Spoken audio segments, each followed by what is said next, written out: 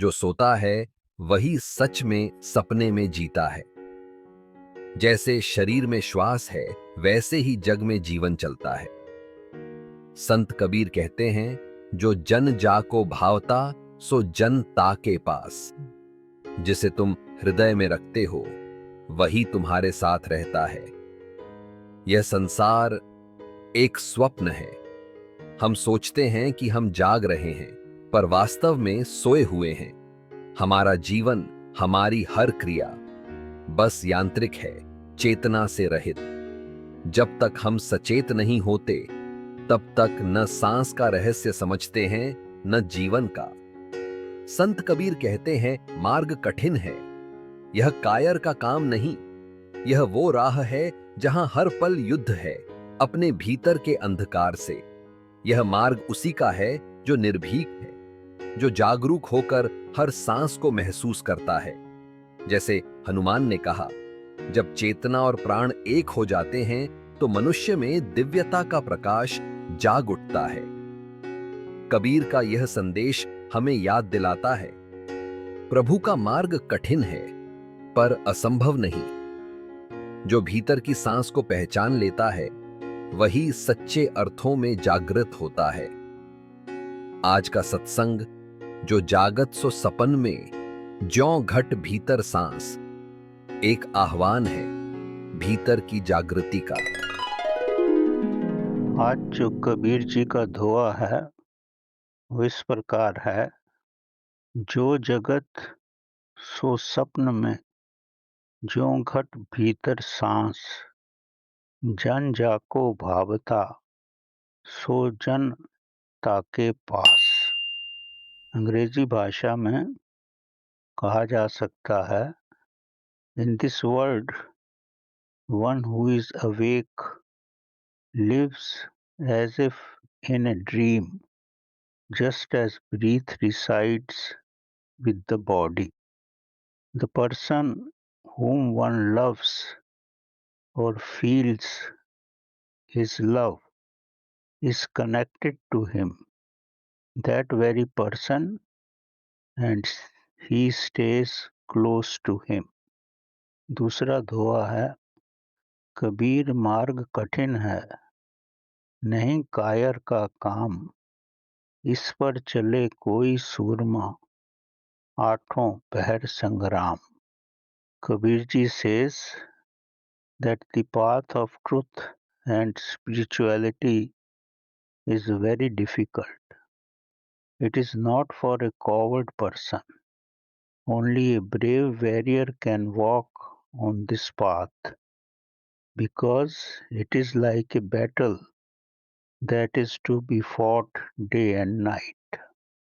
So पहला दोहा, जो जगत सो सपन में ज्यों घट भीतर सांस।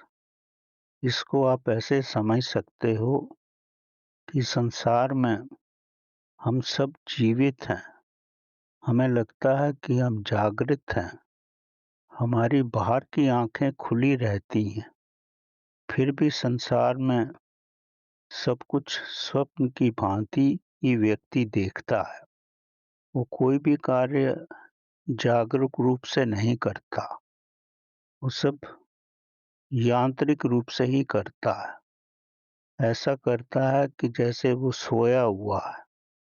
जब तक वो कार्य जागरूक रूप से नहीं करेगा तब तक व्यक्ति को आभास नहीं हो सकता क्या ठीक है और क्या गलत है।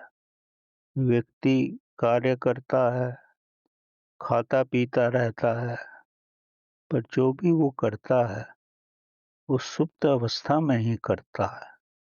उसको नहीं मालूम कि वो क्या कर रहा है, क्यों ऐसा कर रहा है, क्योंकि इस संसार में रहते हुए वो सोए हुए व्यक्ति की तरह ही रहता है। जैसे हमारे भीतर सांस आती है और चली जाती है, फिर आती है और चली जाती है, हमें उसका एहसास भी नहीं होता। जब मृत्यु का समय आता है, सांस चली जाती है और फिर वापस नहीं आती, तब हमें आभास होता है कि सांस ही हमारा जीवन है। अगर हम जागरूक रहें और आभास करें कि हमारी सांस कैसे आती है और कैसे बाहर जाती है, अगर आप थोड़ा भी निरीक्षण करें शांत अवस्था में बैठकर, तो ये कठिन नहीं होगा जानना कि सांस हमारे भीतर आती है और फिर थोड़ी देर रुकती है, उसके बाद ही सांस बाहर निकलती है। सांस का आना, रुकना और फिर बाहर जाना, इसका आभास तभी आपको हो सकता है जब आप जागरूक अवस्था में हो। अन्यथा आपको ऐसा लगेगा कि सांस आ रही है और जा रही है। अगर आप थोड़ा भी ध्यान दो और देखो कि सांस आ रही है, फिर थोड़ी देर रुक रही है। अगर आप इस रुकने के समय को थोड़ा बढ़ा दो, तो आपको महसूस होगा कि आपके मन में शांति स्थापित हो रही है। अब इस अवस्था को कैसे बढ़ा सकते हो? अगर आप सांसों को अपने मन से देखते रहो कि मेरे अंदर सांस आई है, फिर थोड़ी देर रुकी है, फिर बाहर गई है। अगर केवल 10 मिनट बैठकर भी आप ये देखोगे, तो कुछ दिनों के बाद आपको आभास हो जाएगा कि पहले मेरी श्वास 1 मिनट में 20 बार चलती थी, अब 1 मिनट में 10 या 12 बार चलती है। अगर इसी पद्धति को आप जारी रखोगे, तो सांस 1 मिनट में 5 या 4 बार चलेगी। अब जितनी कम सांस चलेगी, उतनी ही आपके मन में शक्ति ज़्यादा आएगी, क्योंकि और आपकी का जीवन की अवधि भी बढ़ जाएगी। हमारे धर्म ग्रंथों में स्पष्ट रूप से ये लिखा गया है कि हर व्यक्ति नंबर ऑफ सांस लेकर ही पैदा होता है। अगर आप सांसों पर ध्यान दोगे, तो हर मिनट आपकी श्वासों की संख्या कम होती जाएगी और जैसे ही संख्या कम होगी, वैसे ही आपके जीवन की अवधि भी बढ़ती जाएगी। आप धीरे सांस लोगे, तो वो अवस्था जब आपके अंदर सांस नहीं है, उस समय आध्यात्मिक शक्ति आपके भीतर आती है, डिवाइन पावर आपके अंदर आती है। वही आपको स्वस्थ भी रखती है और आपके जीवन की अवधि भी बढ़ जाती है और आपके मन में शांति भी रहेगी। आप ये सब करके देखो, स्वयं ही आपको इसका अनुभव होगा। केवल देखने मात्र से ही सांस की गति कम हो जाती है। अब इसकी और गहराई में अगर आप जाओ, जब हम सांस लेते हैं, तो जैसे ही सांस हमारे भीतर जाती है, तो वो प्राण शक्ति में परिणित हो जाती है। इसका आभास आपको तभी होगा जब आप ध्यान की गहराई में जाओगे, पर ये सब यांत्रिक रूप से स्वयं ही चलता रहता है। आपने सांस ली, ये सांस आपके शरीर में पहुंचते ही मुख्य प्राण में परिवर्तित हो जाती है। फिर मुख्य प्राण से व्यान प्राण बनता है, समान प्राण बनता है, अपान प्राण बनता है और उदान प्राण बनता है। जो व्यान प्राण बनता है, वो समान प्राण को हर अंग में, हर शरीर के हर कोशिका में ले जाता है। उससे कोशिका को शक्ति मिलती है और इसी वजह से आप जीवित रहते हो। और यही व्यान प्राण अपान प्राण को आपकी आंतों में ले जाता है और ये अपान प्राण आपके शरीर के दूषित पदार्थों को मल-मूत्र के परिणित होने पर आपके शरीर से अलग करता है। ये अपान प्राण ही करता है और यही व्यान प्राण जब ये नाभि में ले जाता है तो उदान प्राण का रूप ले लेता है। उदान प्राण हमारी आध्यात्मिक शक्ति है। उदान प्राण योगा अभ्यास से आप विकसित कर सकते हो। अगर आप नाभि से सांस लेते रहो तो आप महसूस करोगे कि आप में अपान प्राण भी बढ़ गया है और व्यान प्राण भी बढ़ गया है। आपके पेट की काफ़ी समस्याएं समाप्त हो जाएंगी और व्यान प्राण बढ़ने से ध्यान की अवस्था में भी आप सरलता से आ जाओगे। प्राण हमारे शरीर को स्वास्थ्य देता है। वो जितनी ही प्राण शक्ति बढ़ती है उतना ही हमें स्वास्थ्य मिलता है। भोजन करना तो प्रथम प्रक्रिया है, फिर उसको प्राणों में बदलना वो यौगिक प्रक्रिया है और स्वयं चालित प्रक्रिया है। जब आदमी वृद्ध हो जाता है तो उसको आभास होने लगता है कि मैं सांस तो ले रहा हूं लेकिन मेरे अंदर प्राण शक्ति नहीं बन रही है। जब ये अवस्था आ जाए, जो व्यक्ति बड़ा संवेदनशील होता है उसको आभास हो जाता है कि मेरा समय आ गया है कि मुझे अब शरीर छोड़ना ही है। जैसे माँ के गर्भ में शिशु को विकसित होने के लिए 9 महीने लगते हैं, वैसे ही प्रकृति 9 महीने पहले विभिन्न प्रकार के संकेत आपको देने लगती है। अगर आप संवेदनशील हो और ध्यान की पद्धति पे हो तो आपको आभास हो जाता है कि आपका समय आ गया है कि अब आपको शरीर छोड़ना है। ये प्रकृति की अवस्थाएं हैं, विभिन्न अवस्थाएं हैं, जिससे आप स्वयं को भली प्रकार से भीतर से जान सकते हो। अगर सपने में रहोगे तो कुछ भी जानकारी नहीं होगी। अगर श्वासों के प्रति भी आप जागरूक हो तब काफी कुछ आभास कर सकते हो।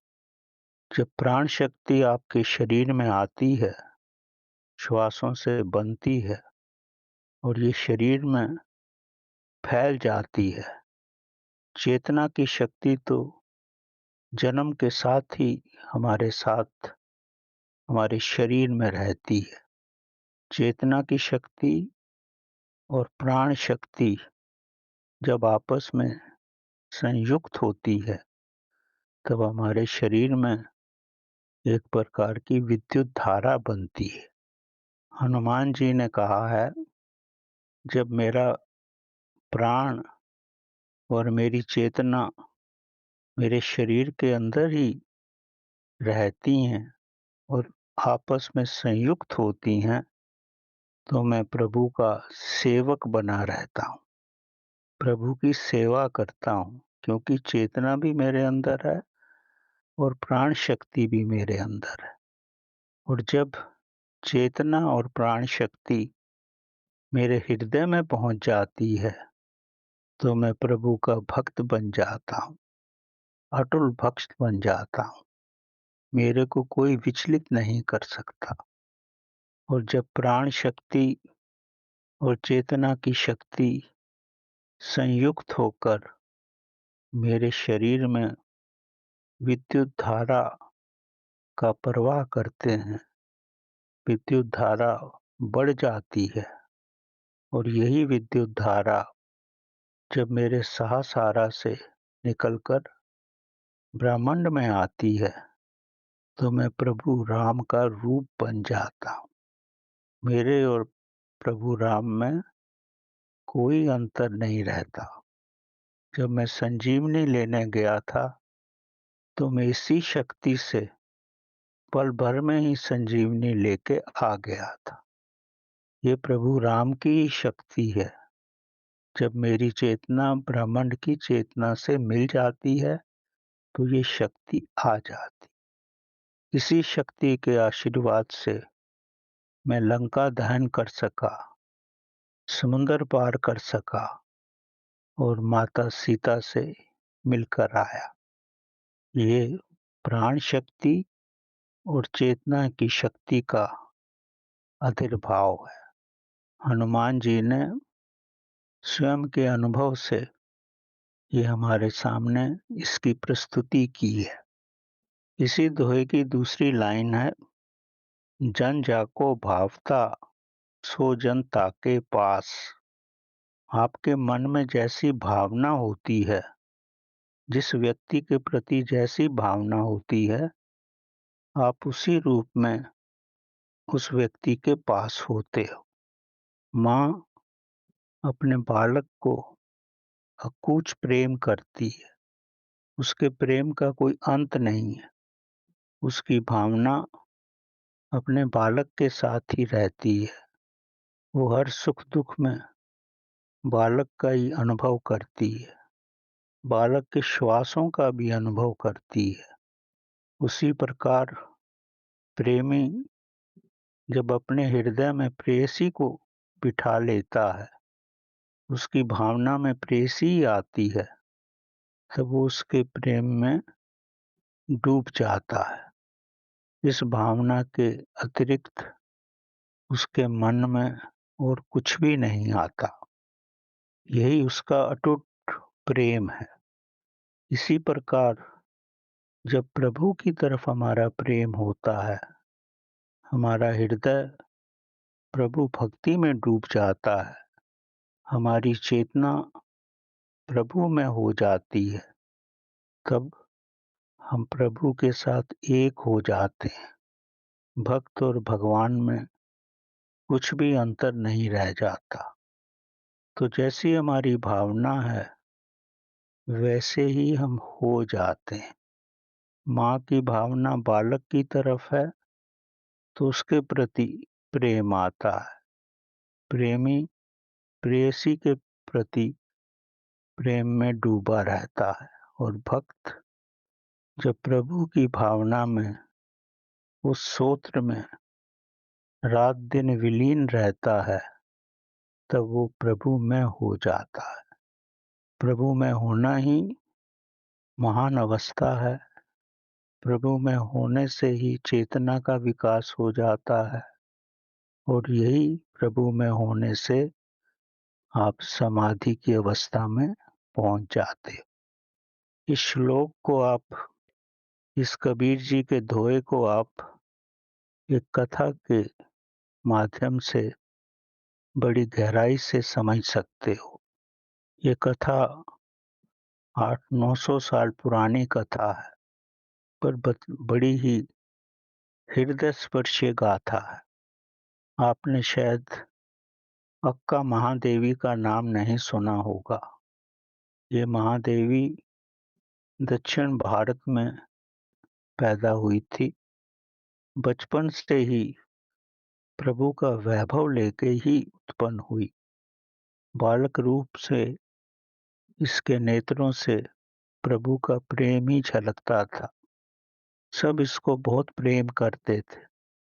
जब ये 8-9 साल की हुई, तो इनके घर के पास शिवजी भगवान का मंदिर था।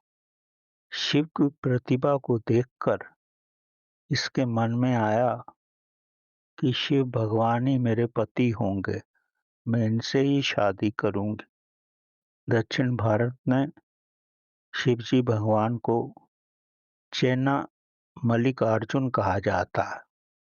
उसको मल्लिकार्जुन से बहुत प्रेम हो गया।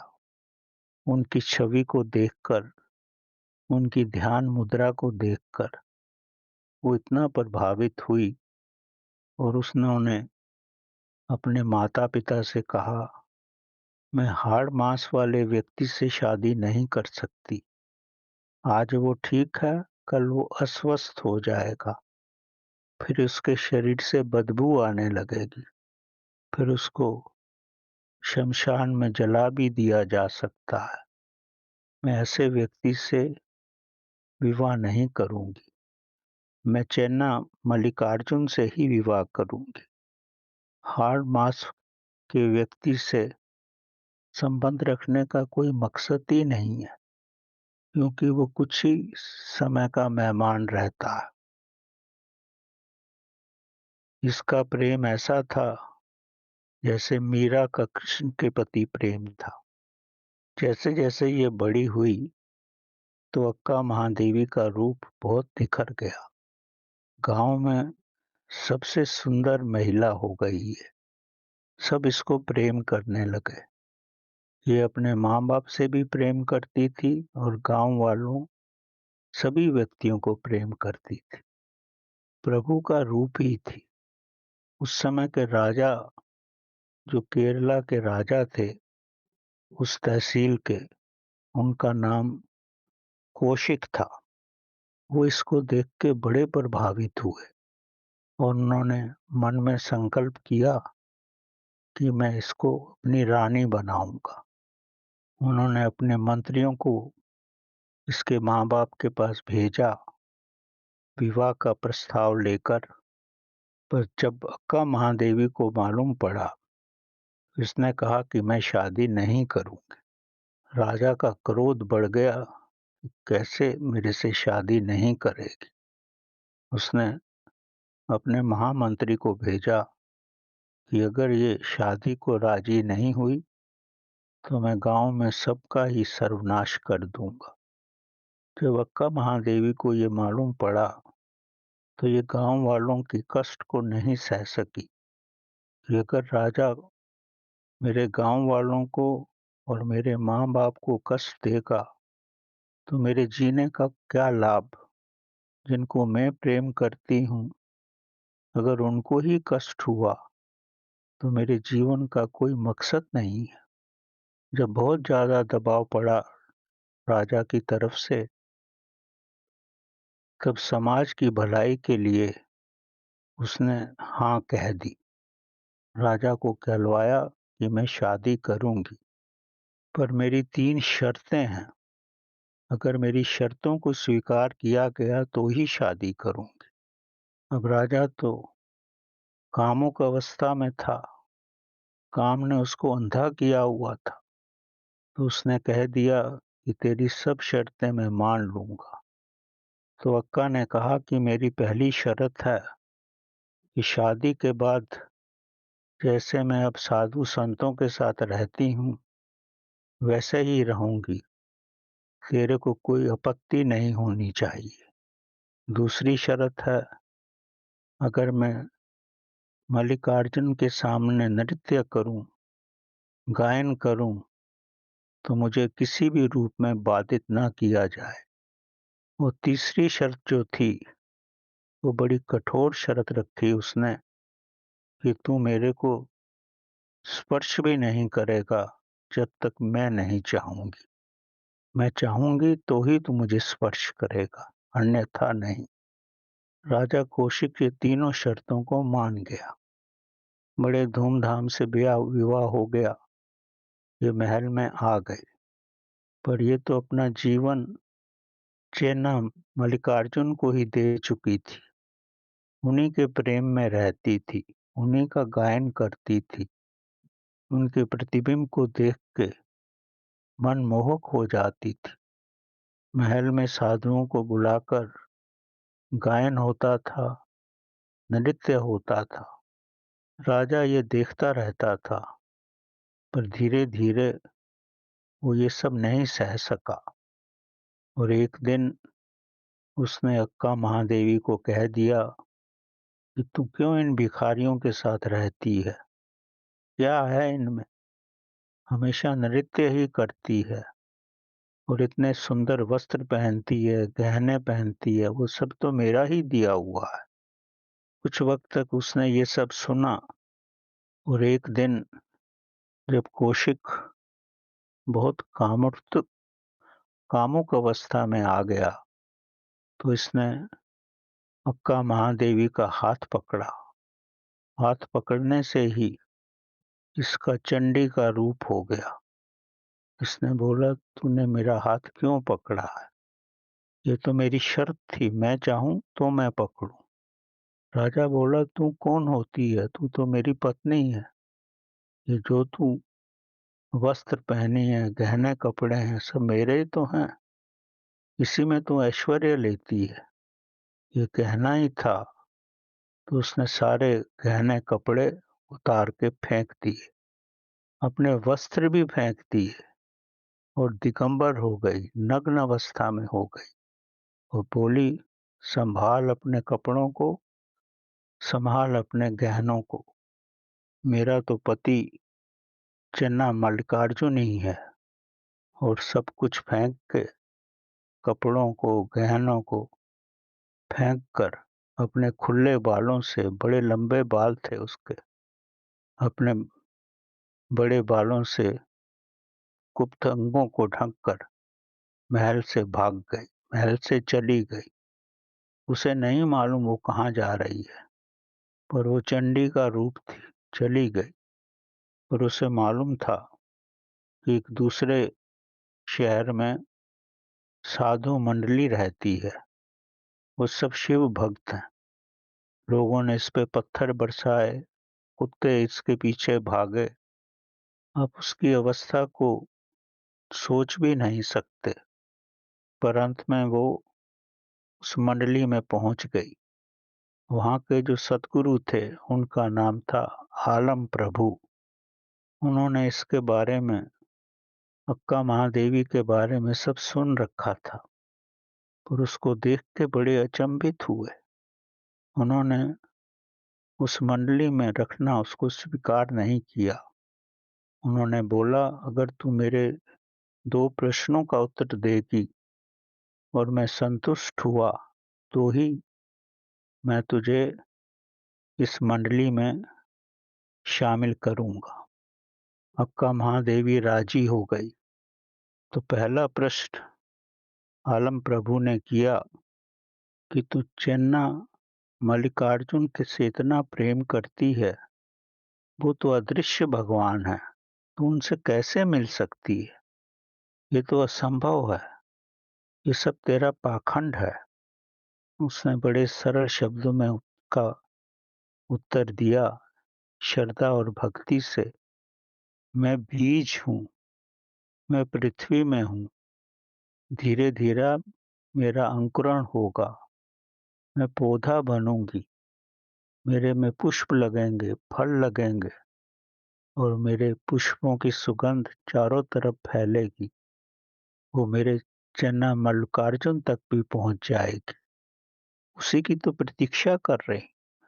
इस प्रभु भक्ति का आलम प्रभु के पास कोई उत्तर नहीं था। वो बड़ा प्रभावित हुआ और दूसरा प्रश्न जो उसके नग्न अवस्था में रहने का था, तो इसमें उसने उत्तर दिया, मैं अपने बालों से अपने गुप्तांगों को ढकती हूँ। वैसे तो मैं दिगंबर हूँ, पूर्ण नग्न हूँ। जो दुर्लभ और कमजोर व्यक्ति हैं, मेरे को देख के उनकी वासनाएं उत्तेजित हो जाती हैं। इसीलिए मैं अपने लंबे बालों से अपने अंगों को ढकती, अन्यथा मेरा कोई प्रलोभन नहीं है। इससे भी वो बड़े प्रसन्न हुए। वो वहीं रहने लगी, रात दिन प्रभु का गायन करती, चेन्ना मल्लिकार्जुन के प्रति नृत्य करती और उनके आश्रम में तो 4 चांद ही लग गए थे। काफी लोग आने लगे उसके दर्शन के लिए। पर एक दिन उसके मन में आया, मैं क्यों ना अपने प्रभु के पास जाऊं। चेन्ना मल्लिकार्जुन के पास बिना कुछ कहे वहां से श्रीशैलम चली गई, जहाँ चेन्ना मल्लिकार्जुन का ज्योतिर्लिंगम है। उसके पास ही गुफा है। उस गुफा को इसने अपना घर बनाया। कुछ वर्षों तक वहां साधना की। उसका भक्ति भाव, प्रेम चेन्ना मल्लिकार्जुन के अतिरिक्त उसके जीवन में कुछ भी नहीं था। उसी में डूबी रहती। वही ध्यान अवस्था थी, समाधि में चली जाती, कई कई दिन तक ऐसे ही बैठी रहती। और 20 साल की अवस्था में ही चेना मल्लिकार्जुन के साथ एक हो गई और उसमें विलीन हो गई। यही भावना है, प्रभु भक्ति है। जैसी आपकी भावना रहेगी वैसे ही आप हो जाओगे। प्रभु से प्रेम करोगे तो प्रभु में हो जाओगे, और अगर प्रभु में हो गए तो सारे ब्रह्मांड में आप विलीन हो जाओगे। इसीलिए आज 800 साल के बाद भी उनकी उसकी गाथा सुनकर आंखों में अश्रु ही आ जाते हैं। प्रभु के लिए सारा वैभव त्याग दिया, राजपाट छोड़ दिया, अपने गांव वालों की भलाई के लिए ही शादी की, अपने माँ बाप को सुखी रखने के लिए शादी की, और अंत में राजा को छोड़कर चेना मल्लिकार्जुन के पास जाकर उसी में विलीन हो गई, क्योंकि वो बाल अवस्था से ही प्रभु में विलीन होने का इच्छा ही रखती थी। हाड़ मांस के शरीर के साथ उसका कुछ भी संबंध नहीं था, वो रखना भी नहीं चाहती थी। उसकी आत्मा इतनी विकसित थी कि बाल अवस्था से ही प्रभु में हो गई और 20 साल में प्रभु का रूप होकर उसमें विलीन हो गए। तो दूसरा दोहा है, कबीर मार्ग कठिन है नहीं कायर का काम, इस पर चले कोई सूरमा आठों पहर संग्राम। प्रभु का मार्ग, जैसा कि आपने इस कथा में सुना, कितना कठिन मार्ग है। प्रभु चाहे तभी आप उस मार्ग पे चल सकते हो, अन्यथा उस मार्ग पे चलना नामुमकिन है। ये कायर और कमजोर व्यक्तियों का कार्य नहीं है कि जीवन में प्रभु को पा सके। प्रभु खुद ही लगन लगाए तभी इस मार्ग पे चला जा सकता है। लेकिन अगर आप स्वयं प्रयत्न करो प्रभु के मार्ग पे चलने के लिए, तो आपको महासूरमा बनना पड़ेगा। आठों पहर ही आपको परिश्रम करना पड़ेगा और संग्राम में उतरना पड़ेगा। प्रभु के समर्पण से, आठों पैर जागृत रहने से आप अपने भीतर साक्षी का अनुभव कर सकते हो। आप भक्ति में होकर भी उसका अनुभव कर सकते हो, जागरूक रहकर साक्षी का अनुभव करते हो। साक्षी ही उसका रूप है। जब आप साक्षी का अनुभव करोगे तब आपके भीतर की शक्ति, साक्षी जो सब कुछ देखता है, दृष्टा के माध्यम से देखता है, दृश्य को देखता है। साक्षी, दृष्टा और दृश्य जब एक ही हो जाएगा आपके जीवन में, अगर आप जागरूक रहोगे, तब आपके भीतर ज्ञान का स्रोत खुद ही फूट पड़ेगा। जब ज्ञान का स्रोत फूटेगा तब आपके भीतर भक्ति का आविर्भाव होगा। जागरूक रहना ही कठिन है। अगर आप जागरूक रहोगे तब दृष्टा, साक्षी और दृश्य एक हो जाएगा। उस महान ज्ञान से आपके हृदय में प्रभु प्रेम आएगा, प्रेम से भक्ति आएगी। जब भक्ति का विकास होगा तब आपके भीतर मूलाधारा में जो कुंडली पावर है, भक्ति के प्रकाश से स्वादि स्थान से होते हुए आपके अंजना चक्र में स्थापित हो जाएगी। वहां से ये सहस्रारा में आएगी। कायर व्यक्ति अपने भीतर कुंडली शक्ति का विकास नहीं कर सकता जब तक कि वो पूर्ण रूप से प्रभु के प्रति समर्पण न हो जाए। जैसे ही वो प्रभु के प्रति पूर्ण समर्पित हो जाएगा, और ये समझेगा कि जो कुछ भी कर रहा है प्रभु ही कर रहा है, वही सब करने वाला है। इसी भावना से जब वो स्थित प्रज्ञ होगा, स्थित प्रज्ञ होते ही उसकी चेतना का इतना विकास होगा कि उसकी चेतना सहस्रारा से निकलकर ब्रह्मांड में आ जाएगी। तब उसको सविकल्प समाधि का आभास होगा। सविकल्प समाधि में प्रभु मैं हो जाएगा और फिर शरीर में आएगा। जब यही चलता रहेगा तो एक समय आ जाएगा सविकल्प समाधि निर्विकल्प समाधि में परिणित हो जाएगी। और जब ये निर्विकल्प समाधि में परिणित होगी तो ये जो आठों पहर की उसका परिश्रम है प्रभु के प्रति, उसके हृदय में जो प्रभु भक्ति आई है, निर्विकल्प समाधि उसको प्रभु में मिला देगी। जब वो प्रभु में हो जाएगा तब प्रभु और भक्त में कुछ भी अंतर नहीं रहेगा। यही महान अवस्था है। इस अवस्था को पाना सरल नहीं है, ये कठिन मार्ग है। कई जन्मों की तपस्या लग सकती है। कायर व्यक्ति इस तरफ नहीं आ सकता। वही आ सकता है जिसमें अक्का महादेवी का संकल्प हो और वो चेन्ना मल्लिकार्जुन से पूर्ण रूप से एक हो जाना चाहती हो। जैसे राधा और कृष्ण में मिल गई थी। जब वो रूप हो जाएगा तभी व्यक्ति प्रभु में हो सकता है।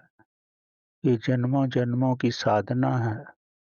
कायर व्यक्ति इस रास्ते पे नहीं चल सकते। इस रास्ते पे चलने के लिए स्वयं का भीतरी संकल्प चाहिए, पूर्ण परिश्रम चाहिए। और इसके अलावा अगर जीवन में और कोई भी इच्छा ना हो तभी व्यक्ति प्रभु में हो जाता है। तो वो समाज और संसार से बहुत ऊपर हो जाता है और प्रभु में ऐसे स्थापित हो जाता है जैसे आकाश में ध्रुव तारा है। ये महान अवस्था है। कायर इस रास्ते पे नहीं चल पड़ते। इस मार्ग पे चलने के लिए सूरमा ही बनना पड़ता है और पूरा जीवन में प्रभु में होने में लगाना पड़ता है। अगर इतना दृढ़ संकल्प हो तो ही व्यक्ति प्रभु में हो सकता है और प्रभु अपनी कृपा करता है और स्वयं में उसको विलीन करता है। धन्यवाद।